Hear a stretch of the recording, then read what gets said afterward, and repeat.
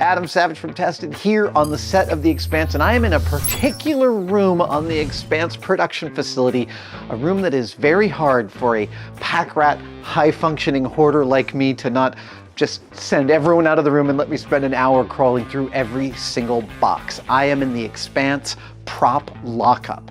Every hand prop in this show, every object, every wine bottle, badge, or like dongle dingle greebly gets built and stored in here. And I'm about to talk to prop master Jim Murray about some of the new things they've got to show me. Jim, it's good to see you, sir. Good to see you, Adam. How are you? I'm good, thank you. Have season 5 treating you well? It's a busy season. I'm not gonna lie. It's keeping us busy for sure.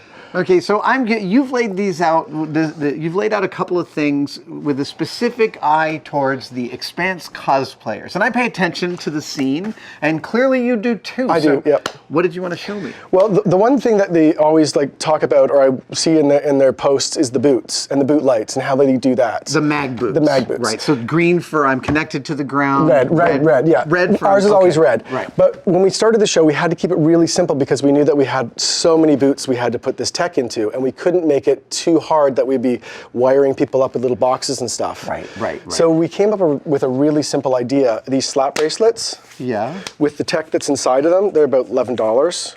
So we took the tech that was inside them out and basically used that.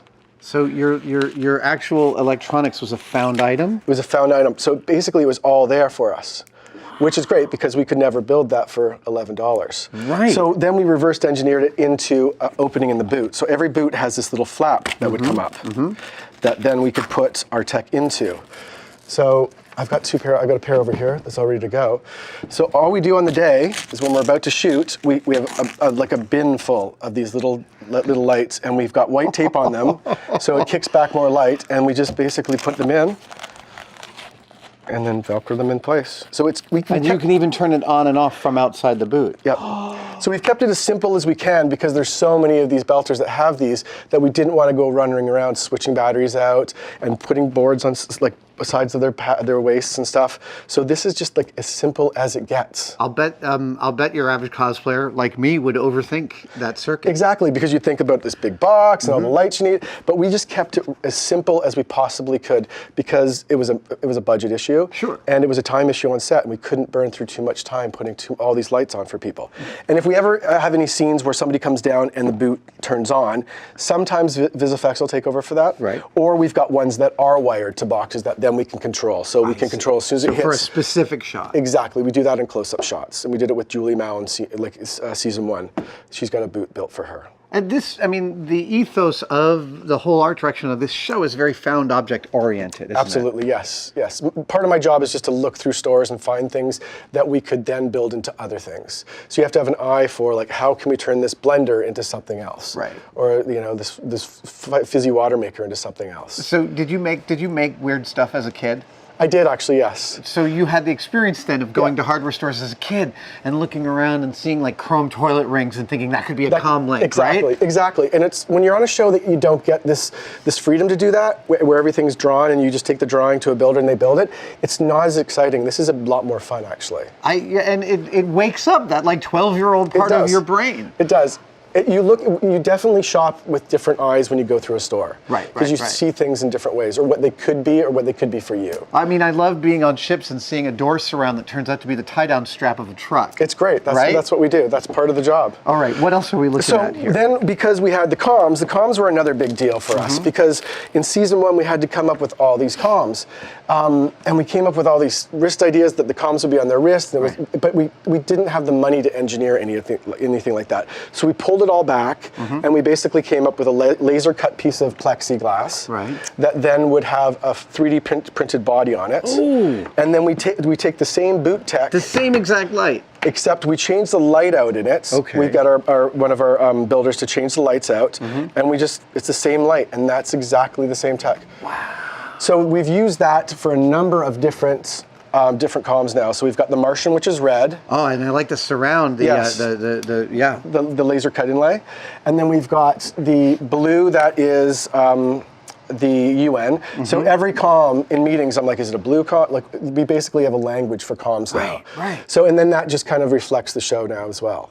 And to save money, because every comm is a vis effect layover, and we're always conscious about, okay, if there's 4 people in the background, turn their comm away so we don't have to put a vis effect on it because that costs a lot of money. But what we came up with in season 2 is just little acetates that we can slap on them. And you can print on those. Yeah, we print on those, and then if they're playing them sideways, at least there's some kind of something on there that would suggest that there's tech happening. You know, when you guys killed me at the end of season 2 and set me as a mission specialist at a station, I noticed that my pad that I was working on was actually interactive. Yes. I would push things and things would change. Yeah, and we have a whole department that's devoted to that, which is great.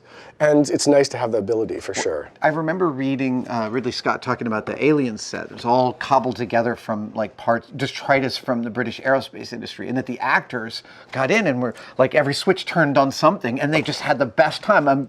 Do you find the same thing with the actors on this show? Yeah, sometimes if there's specific beats, we'll map those out for them, but otherwise they can just go crazy. Just click switches. And they kind of get into a rhythm for it, like what it is now. And some of the actors that have been on the show a long time know exactly how all of this tech works in their world, which is nice. So we don't have to explain it to them. What is this cool looking device here? I'll just move this aside. This is Melba's bomb that we used in season 3. So Ty was really specific that he wanted it to have plasticine in it. So okay. So these are like blocks of plastic explosives. Yeah, exactly. So we just kind of made a futuristic version of this. And then there would be a comm that would sit in here like that. Oh, so it would be like a cell phone bomb. Yeah, exactly. Except it's a comm bomb. Yes, exactly. So this would light up by a simple battery that was in here and just give it a kick, and then VisFX would put anything over there. Okay. And then the whole bomb would go into this carriage here. Right.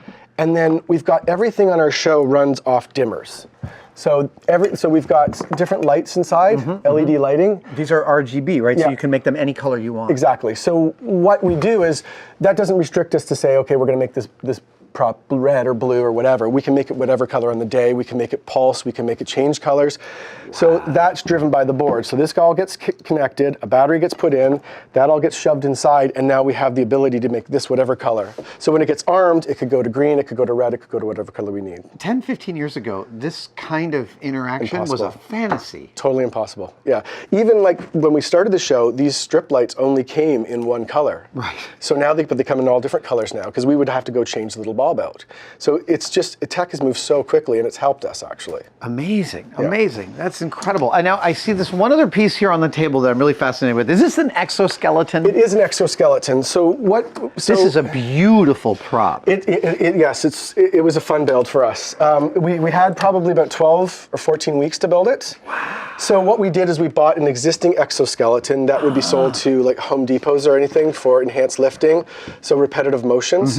And we bought the whole system. So we knew that the top half of the system would be used for Melba's power ripper, because we needed something to help her with that. And then we were going to designate the bottom half to drummer's exoskeleton when she breaks her back. So basically all we did is just cladded to their system. So there's no working parts in this. It's not motorized or anything. It's all working on springs. Oh, okay. So it's just on the actor's body. It's quite heavy. It is quite heavy. A bit of a... So when she wears it, the weight was on her hips, and then we'd have boots that would attach into here. Oh, okay. So the weight is distributed. It's distributed well. So, and then there is an on button, but all it does is engages the springs, basically. So once it goes into motion. And she can pretty much sit in this position, and then when she starts to walk, it's just kind of like free flow walking. I really appreciate the color, because on even NASA wrist rings, red is right and blue is left, and you have done the same sort of color scheme. Exactly. Here.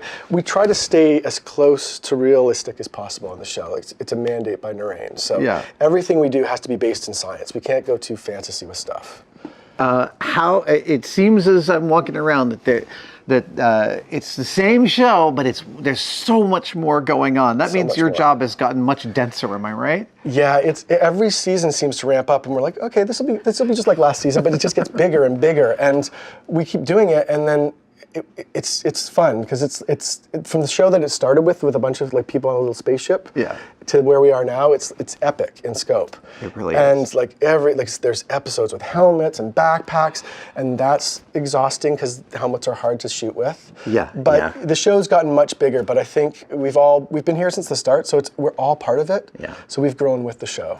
Well, I really appreciate you showing me some of the tech, specifically for the cosplayers. Those are my people. They're my, and you know, you watch them out there like pouring all their enthusiasm into the stuff you build. That's awesome. Jim. Thank you, Adam. Thank you, man. Thank you so much. A pleasure.